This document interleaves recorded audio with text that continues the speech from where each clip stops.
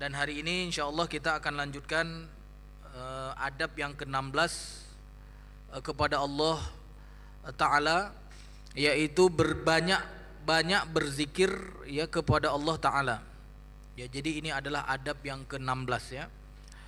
Barang siapa yang beriman kepada Allah, mencintainya, takut ya kepadanya, dan selalu bergantung kepadanya, pasti dia akan banyak mengingatnya. Artinya mengingat Allah Ta'ala di dalam hati dengan penuh rasa cinta, ya, dengan penuh pengharapan, ya, penuh kesadaran dan ketergantungan kepadanya.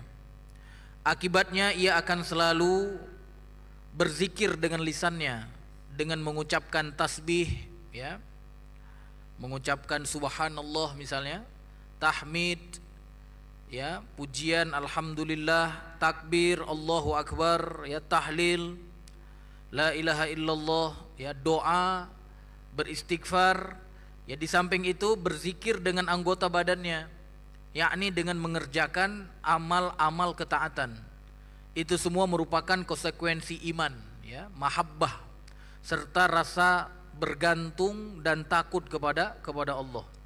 Sesungguhnya barang siapa mencintai sesuatu, niscaya ia akan banyak mengingatnya, ya.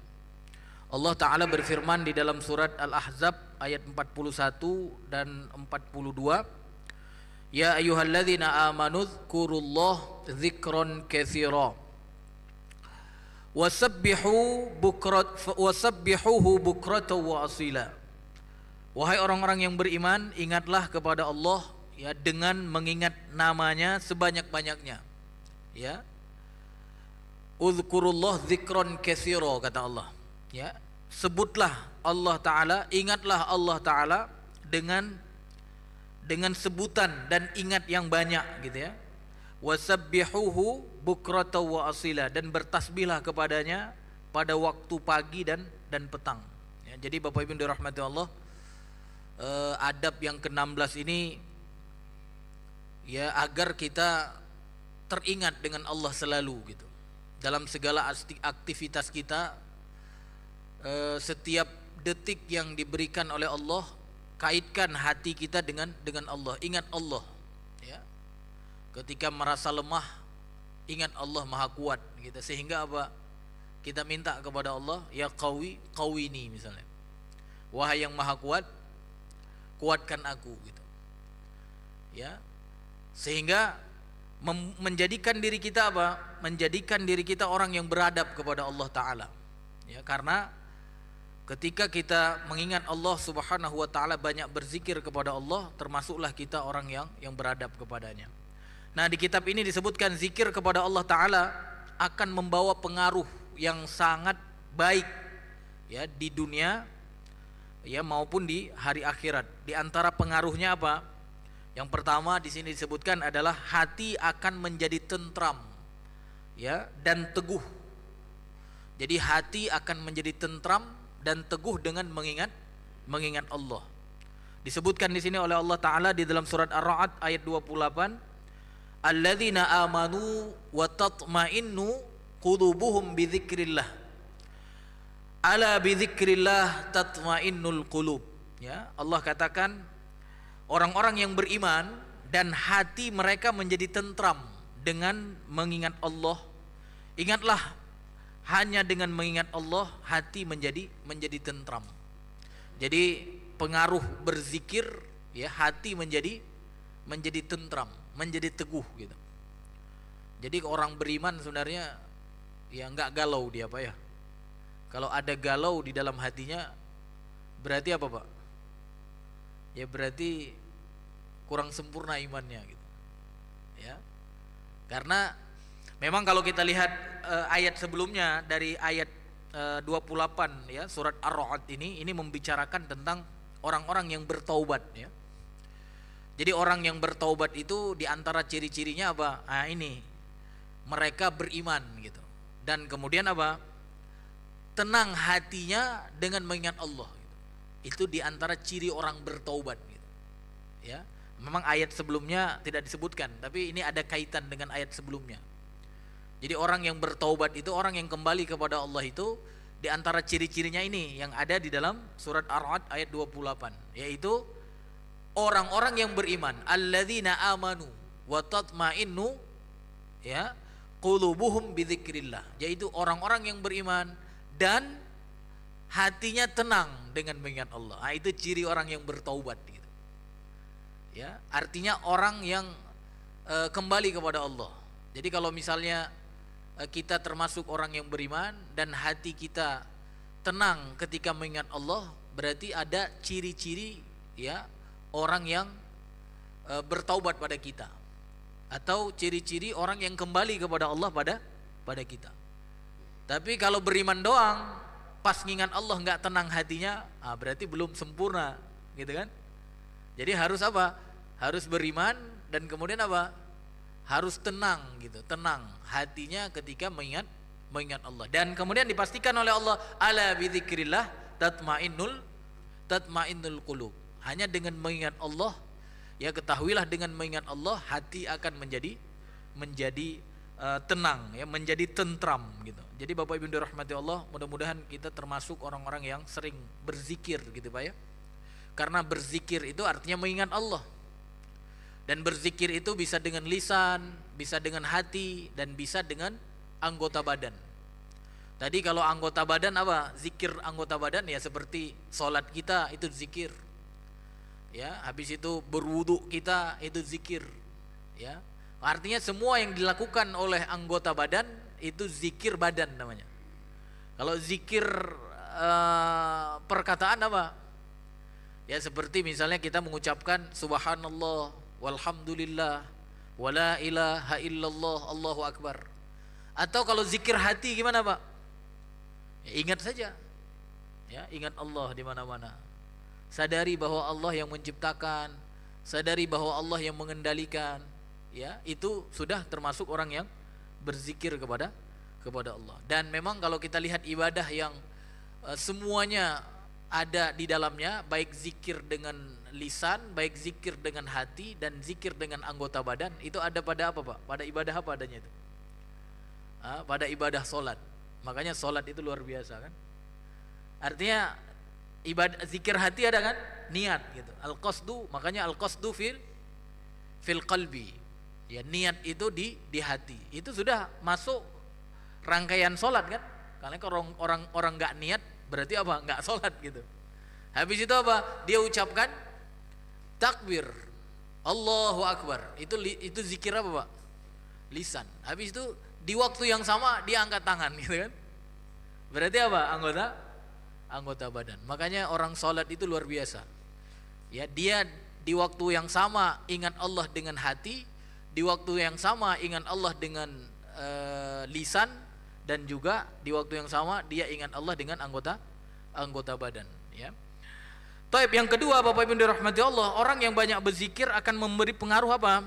Istiqomah dalam ketaatan. Sebab barang siapa yang lisannya selalu sibuk dengan zikrullah, niscaya ia tidak akan mungkin berbicara maksiat. Ya. Siapa yang anggota badannya sibuk dengan amal ketaatan, niscaya ia tidak akan disibukkan dengan maksiat. Maka seorang yang senantiasa berzikir akan selalu istiqomah di atas manhaj Allah Ta'ala dengan hati, lisan, dan anggota badannya. Ya. Subhanallah. Bapak Ibu dirahmati Allah, dengan zikir akan membuat kita, ya bahasa lainnya nggak sempat bermaksiat begitulah. Ya, nggak sempat gitu. Ya. Ya memang begitulah Bu, Pak ya. Kalau kita lihat kebiasaan manusia itu, kalau tidak sibuk dengan yang baik, berarti bisa jadi sibuk dengan yang nggak baik gitu. Maka ketika dia sibukkan dirinya dengan zikir, ya baik lisan, hati maupun anggota badan tadi, maka akan membuat apa Pak? Membuat dia lupa dengan maksiat gitu. Makanya benar ya disebutkan di sini pengaruhnya apa? Istiqomah dalam ketaatan. Jadi kalau orang susah istiqomah dalam ketaatan, nah mari mulai kita sering berzikir kepada Allah. Nah kemudian apa Pak? Sebagai benteng dari syaitan, masya Allah. Ya. Jadi pengaruh orang-orang yang berzikir kepada Allah itu ya akan menjadi benteng dari syaitan. Syaitan akan bersembunyi dan lari jika seorang berzikir kepada Allah ya Ta'ala. Maka itu siapa yang banyak berzikir kepada Allah berarti ia telah membentengi dirinya dari syaitan. Keadaannya seperti seorang yang berlindung di balik benteng yang kokoh dari serangan musuh. Masya Allah. Kalau syaitan itu kan nggak kenal waktu dalam mempengaruhi manusia, Pak ya. Bahkan ketika kita tidur mau bangun, mereka sudah mulai nyerang kan. Ya, ketika kita tidur nih mau bangun gitu, itu udah mulai nyerang tuh, Pak. Ya, makanya ada telinga yang apa, Pak? Telinga yang dikencingi siapa? Dikencingi syaitan. Itu kan kita belum bangun, Pak ya. Baru mau bangun gitu. Baru mau bangun sudah mulai diserang, apalagi kalau sudah bangun. Maka cara membentengi diri dari syaitan itu diantaranya apa, Pak? Banyak berzikir. Karena ketika kita berzikir, kita mengatakan subhanallah, itu syaitan itu kabur, dia bersembunyi gitu. Ya, alhamdulillah, dia lari tuh bersembunyi. Jadi ketika kita mengatakan itu seolah-olah kita sedang bersembunyi di belakang bentengnya syaitan gitu.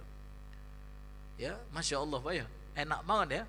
Ya, bahkan memang ada sih ya zikir-zikir khusus gitu yang disebutkan oleh Rasulullah SAW sebagai benteng dari syaitan itu ada. Ya, seperti misalnya orang mengatakan la ilaha illallah wahdahu la syarikalah lahul mulku wa lahul hamdu wa huwa ala kulli syai'in qadir. Ya, kalau dia ucapkan berapa kali itu sehari semalam? Oh, sehari. Ada riwayat kalau dia ucapkan 100 kali. Ya, 100 kali dia ucapkan la ilaha illallah wahdahu la syarikalah lahul mulku wa lahul hamdu wa huwa ala kulli syai'in qadir.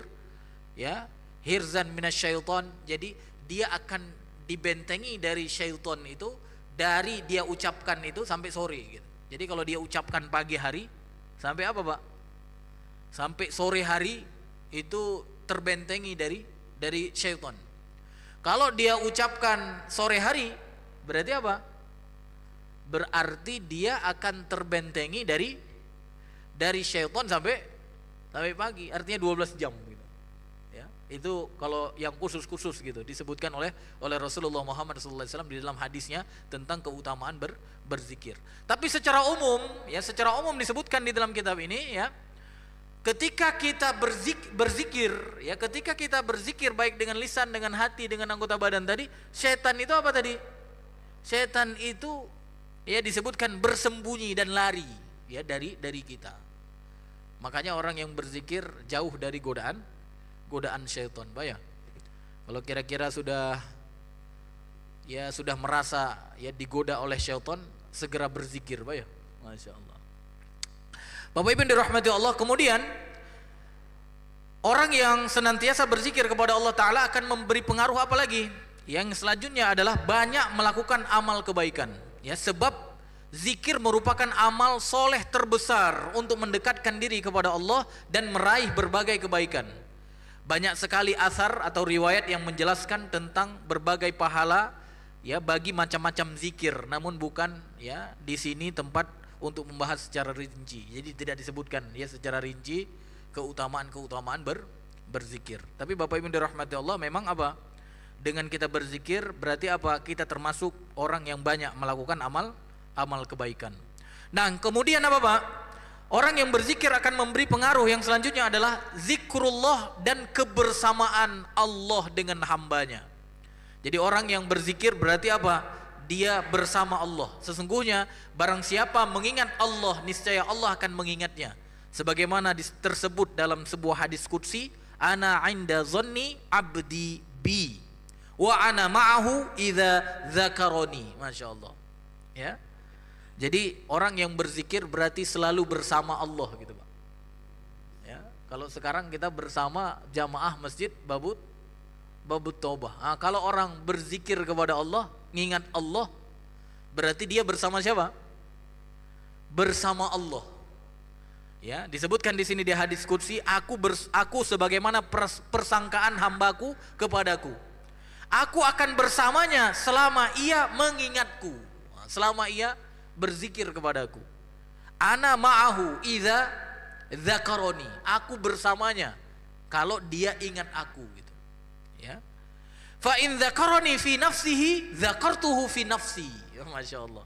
Kalau dia ya ingat diriku, artinya berzikir kepada Allah waktu dia sendiri, maka kata Allah Ta'ala apa? Dzakartuhu fi nafsi. Aku mengingatnya ya pada diriku gitu. Jadi kalau kita zikir kepada Allah saat kita sendiri, Pak. Kan ada zikir kepada Allah sendiri dan rame-rame, Pak ya. Ya.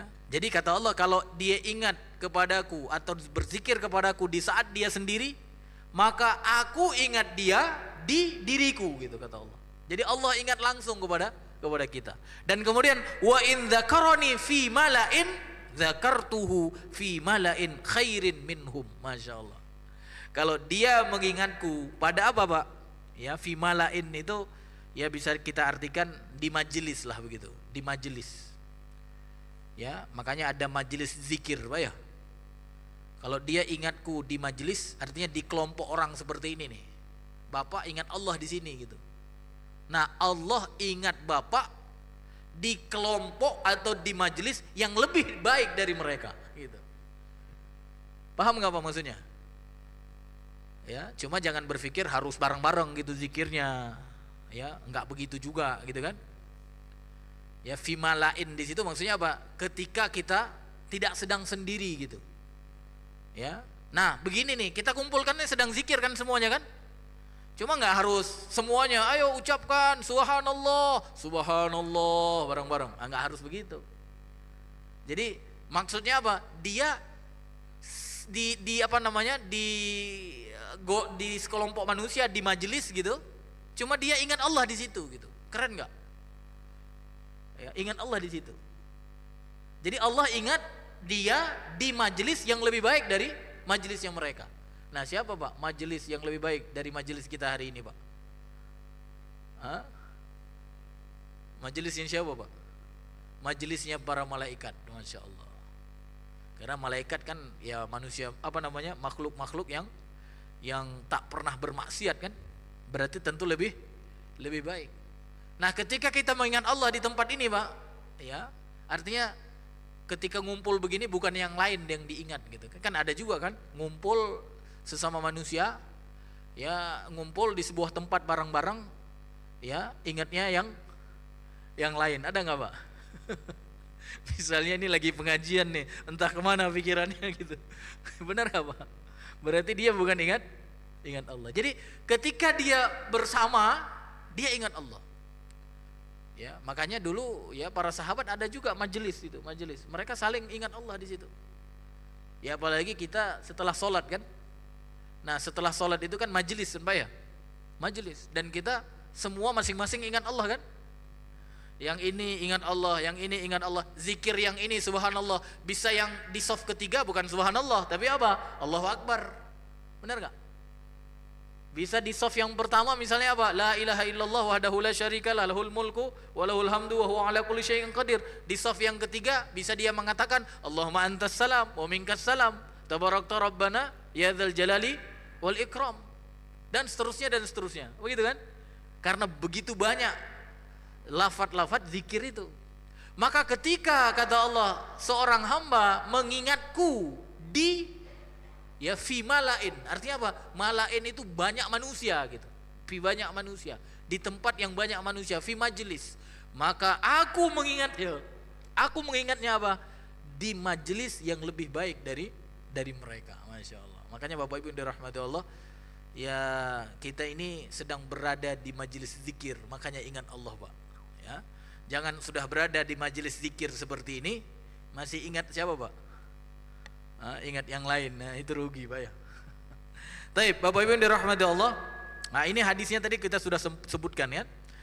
Jika ia mengingatku dalam dirinya, niscaya aku akan mengingatnya di dalam diriku.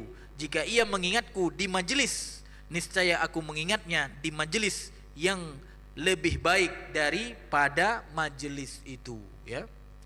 Jika Allah Ta'ala mengingat seorang hamba, maka hal itu merupakan sebab terbesar untuk meraih kebahagiaan.